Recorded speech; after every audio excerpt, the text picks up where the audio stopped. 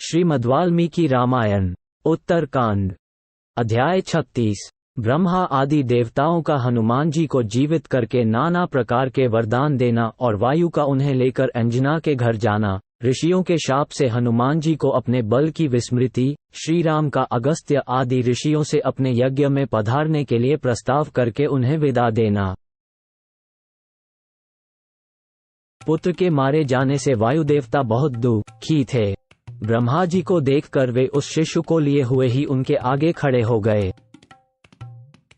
उनके कानों में कुंडल हिल रहे थे, माथे पर मुकुट और कंठ में हार शोभा दे रहे थे और वे सोने के आभूषणों से विभूषित थे। वायु देवता 3 बार उपस्थान करके ब्रह्मा जी के चरणों में गिर पड़े। वेदव्यता ब्रह्मा जी ने अपने लंबे, फैले हुए और आभरणभूषित हाथ से वायु देवता को उठाकर खड़ा किया तथा उनके उस शिशु पर भी हाथ फेरा। जैसे पानी से सींच देने पर सूखती हुई खेती हरी हो जाती है, उसी प्रकार कमलयोनि ब्रह्मा जी के हाथ का लीलापूर्वक स्पर्श पाते ही शिशु हनुमान पुनः जीवित हो गए। हनुमान को जीवित हुआ देख जगत के प्राण स्वरूप गंधवाहन वायुदेव समस्त प्राणियों के भीतर अवरुद्ध हुए प्राण आदि का पूर्ववत प्रसन्नता पूर्वक संचार करने लगे। वायु के अवरोध से छूटकर सारी प्रजा प्रसन्न हो गई। ठीक उसी तरह जैसे हिमयुक्त वायु के आघात से मुक्त होकर खिले हुए कमलों से युक्त पुष्करिणियां सुशोभित होने लगती हैं। तदनंतर 3 युग्मों से एक संपन्न, प्रधानत, 3 मूर्ति 2 धारण करने वाले, त्रिलोकरूपी गृह में रहने वाले तथा 3 दशाओं से 3 युक्त देवताओं द्वारा पूजित ब्रह्मा जी वायु देवता का प्रिय करने की इच्छा से देवगणों से बोले।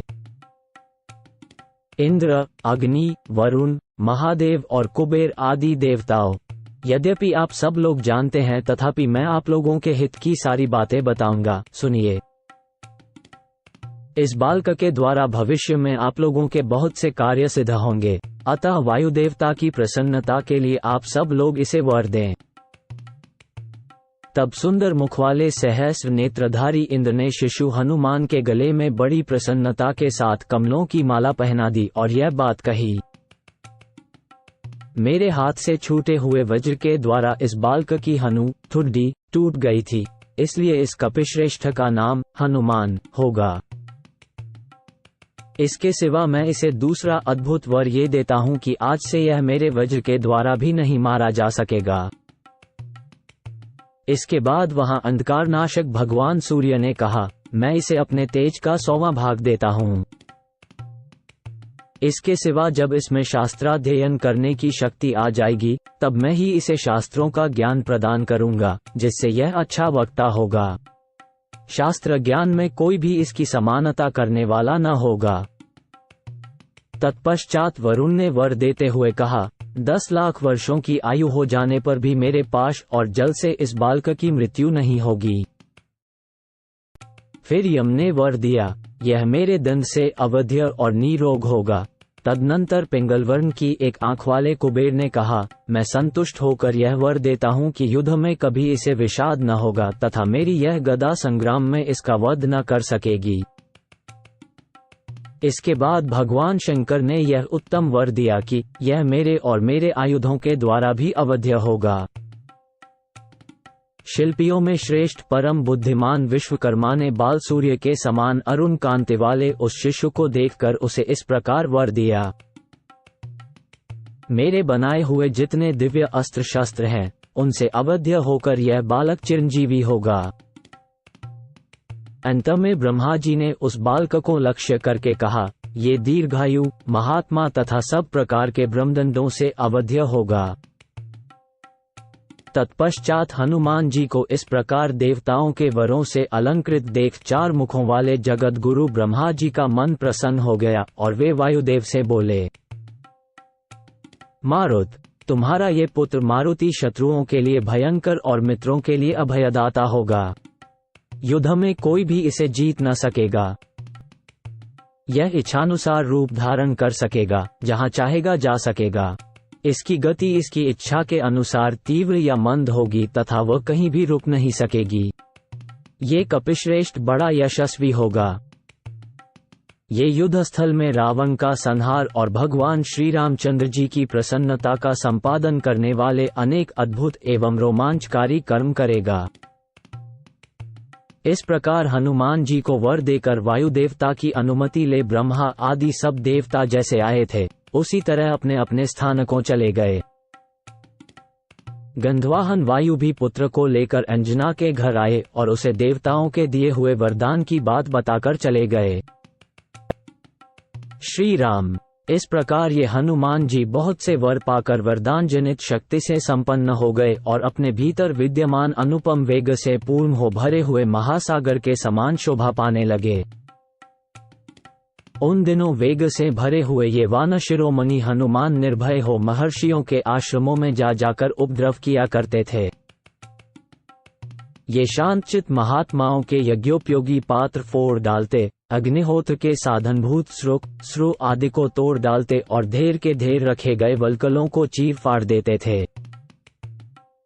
महाबली पवन कुमार इस तरह के उपद्रवपूर्ण कार्य करने लगे।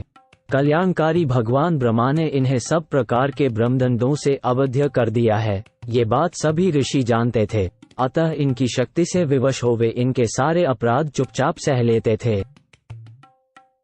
यद्यपि केसरी तथा वायु देवता ने भी इन अंजनी कुमार को बारंबार मना किया तो भी ये वानर वीर मर्यादा का उल्लंघन कर ही देते थे। इससे भृगु और अंगिरा के वंश में उत्पन्न हुए महर्षि कुपित हो उठे। रघुश्रेष्ठ, उन्होंने अपने हृदय में अधिक खेद पादु खको स्थान न देकर इन्हें शाप देते हुए कहा, वानरवीर, तुम जिस बल का आश्रय लेकर हमें सता रहे हो उसे हमारे शाप से मोहित होकर तुम दीर्घकाल तक भूले रहोगे। तुम्हें अपने बल का पता ही नहीं चलेगा। जब कोई तुम्हें तुम्हारी कीर्ति का स्मरण दिला देगा तभी तुम्हारा बल बढ़ेगा। इस प्रकार महर्षियों के इस वचन के प्रभाव से इनका तेज और ओज घट गया। फिर ये उन्हीं आश्रमों में मृदुल प्रकृति के होकर विचरने लगे। वाली और सुग्रीव के पिता का नाम ऋक्षर्जा था। वे सूर्य के समान तेजस्वी तथा समस्त वानरों के राजा थे। वे वानर राज ऋक्षर्जा चिरकाल तक वानरों के राज्य का शासन करके अंत में कालधर्म मृत्यु को प्राप्त हुए। उनका देहावसान हो जाने पर मंत्रवेयता मंत्रियों ने पिता के स्थान पर वाली को राजा और वाली के स्थान पर सुग्रीव को युवराज बनाया।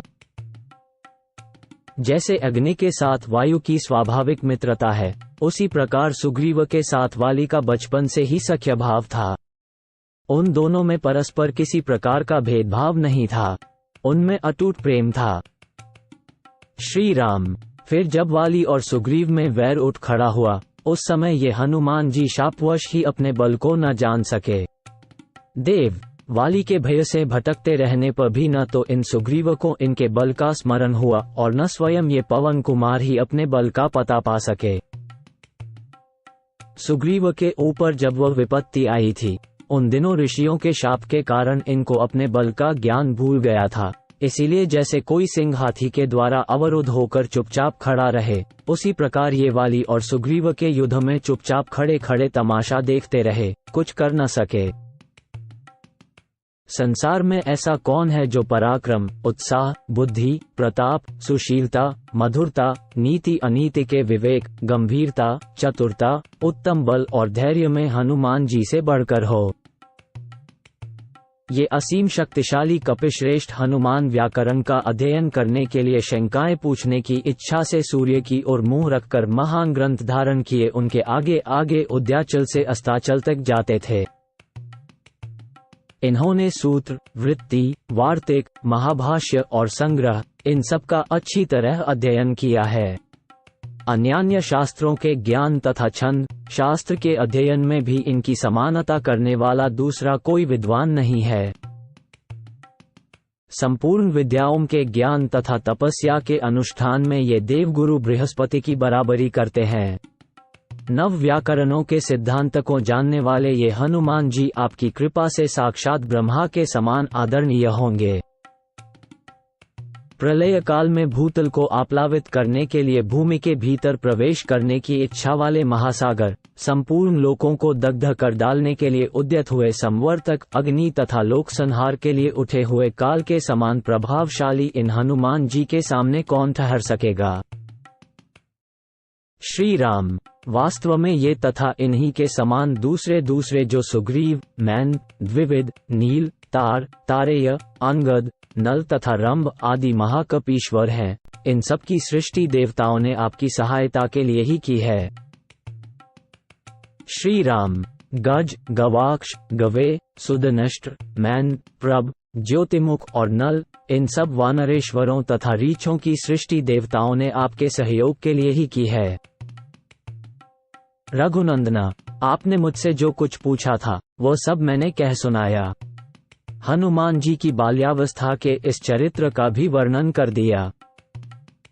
अगस्त्य जी का ये कथन सुनकर श्री राम और लक्ष्मण बड़े विस्मित हुए। वानरों और राक्षसों को भी बड़ा आश्चर्य हुआ। तत्पश्चात अगस्त्य जी ने श्री रामचंद्र जी से कहा, योगियों के हृदय में रमण करने वाले श्री राम, आप ये सारा प्रसंग सुन चुके। हम लोगों ने आपका दर्शन और आपके साथ वार्तालाप कर लिया, इसलिए अब हम जा रहे हैं। उग्र तेजस्वी अगस्त्य जी की यह बात सुनकर श्री रघुनाथ जी ने हाथ जोड़ विनयपूर्वक उन महर्षि से इस प्रकार कहा, मुनीश्वर, आज मुझ पर देवता, पितर और पितामह आदि विशेष रूप से संतुष्ट हैं। बंधु बांधवों सहित हम लोगों को तो आप जैसे महात्माओं के दर्शन से ही सदा संतोष है। मेरे मन में एक इच्छा का उदय हुआ है, अतः मैं ये सूचित करने योग्य बात आपकी सेवा में निवेदन कर रहा हूँ। मुझ पर अनुग्रह करके आप लोगों को मेरे उस अभीष्ट कार्य को पूरा करना होगा। मेरी इच्छा है कि पूर्ववासी और देशवासियों को अपने अपने कार्यों में लगाकर मैं आप सत्पुरुषों के प्रभाव से यज्ञों का अनुष्ठान करूं। मेरे उन यज्ञों में आप महान शक्तिशाली महात्मा मुझ पर अनुग्रह करने के लिए नित्य सदस्य बने रहें। आप तपस्या से निष्पाप हो चुके हैं। मैं आप लोगों का आश्रय लेकर सदा संतुष्ट एवं पितरों से अनुग्रहित होऊंगा। यज्ञ आरंभ के समय सब लोग एकत्र होकर निरंतर यहाँ आते रहें। श्री रामचंद्र जी का यह वचन सुनकर कठोर व्रत का पालन करने वाले अगस्त्य आदि महर्षि उनसे एवमस्तु, ऐसा ही होगा, कहकर वहां से जाने को उद्यत हुए। इस प्रकार बातचीत करके सब ऋषि जैसे आए थे वैसे चले गए। इधर श्री रामचंद्र जी विस्मित होकर उन्हीं बातों पर विचार करते रहे। तदनंतर सूर्यास्त होने पर राजाओं और वानरों को विदा करके नरेशों में श्रेष्ठ श्री रामचंद्र जी ने विधिपूर्वक संध्योपासना की और रात होने पर वे अंतपुर में पधारे।